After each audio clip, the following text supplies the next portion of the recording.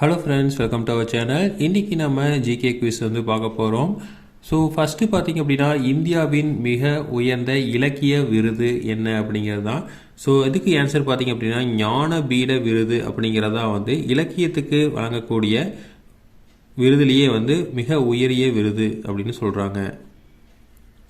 அடுத்தது வந்து அதிக மக்கள் அடர்த்தியை கொண்ட கண்டம் என்ன? ஸோ இருக்கிற கண்டத்திலேயே வந்து அதிக மக்கள் அடர்த்தி இருக்கிறது வந்து ஐரோப்பாவில். அடுத்தது வந்து உலகிலேயே மிகப்பெரிய நூலகம் லைப்ரரி எங்கே இருக்குது அப்படின்னா வாஷிங்டன் டிசி, அதாவது அமெரிக்காவில் இருக்கிற வாஷிங்டன் டிசியில் தான் பார்த்தீங்க அப்படின்னா உலகிலேயே மிகப்பெரிய நூலகம் வந்து இருக்குது. அடுத்தது வந்து பஞ்சாப் கேசரி அப்படிங்கிற அழைக்கப்படுற தலைவர் யார்? தேசிய தலைவர்.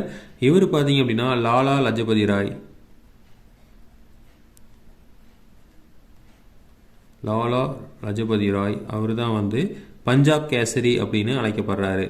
அடுத்தது வந்து இந்தியாவோட முதல் செயற்கைக்கோள் என்ன அப்படின்னா ஆரியப்பட்டா அப்படிங்கிறதா வந்து இந்தியாவோட முதல் செயற்கைக்கோள் நம்ம இஸ்ரோலேருந்து அனுப்பியிருக்காங்க.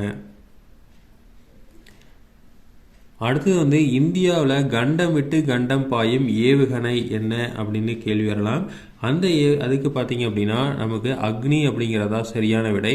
ஸோ ஏபிஜே அப்துல் கலாம் வந்து தயாரித்த ஒரு ஏவுகணை தான் இதுதான் வந்து பார்த்திங்க அப்படின்னா இந்தியாவோட கண்டம் விட்டு கண்டம் பாயிற ஏவுகணை. அடுத்தது வந்து தொழிற்புரட்சி முதலில் ஆரம்பித்த நாடு எது அப்படின்னா இங்கிலாந்து தான் வந்து ஃபஸ்ட்டு பார்த்தீங்க அப்படின்னா தொழிற்புரட்சி அப்படிங்கிறத ஒன்று கொண்டு வந்தாங்க. அதுக்கப்புறம் தான் பார்த்தீங்க அப்படின்னா இந்தியாவிலாம் வந்து சுதந்திரத்துக்கு அப்புறம் வந்து கொண்டு வந்தாங்க. அடுத்தது பார்த்திங்க அப்படின்னா காவிரி நதி வங்காள விரிகுடாவில் எங்கு கலக்கிறது? எந்த இடத்துல வந்து காவிரி நதி வந்து வங்காள விரிகுடாவில் வந்து கலக்குது பே ஆஃப் பெங்கால் அப்படின்னா பூம்புகார் அப்படிங்கிற இடத்துல தான் பார்த்திங்க அப்படின்னா நதி வந்து கடலில் வந்து கலக்குது.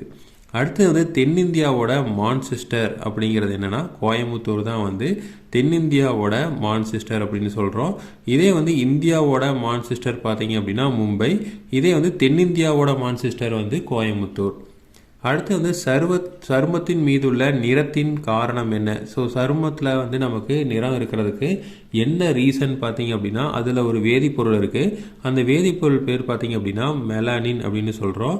இந்த மெலனின் காரணமாக தான் பார்த்தீங்க அப்படின்னா நம்ம சருமத்தில் கருப்பு கலர் அந்த ரேஞ்சில் வருது. இப்போ நீங்கள் வெயிலில் போனீங்க அப்படின்னா நமக்கு வந்து இந்த மெலனின் அதிகமாக சுரக்கும். அதிகமாக சுரந்தது அப்படின்னா நம்ம கை வந்து கருப்பாக மாறிடும். ஸோ தோலில் இருக்கிற நிறத்துக்கு வந்து காரணம் இந்த ஒரு வேதிப்பொருள், அதாவது மெலனின். ஸோ மறுபடியும் அடுத்த வீடியோவில் பார்க்கலாம். தேங்க்யூ.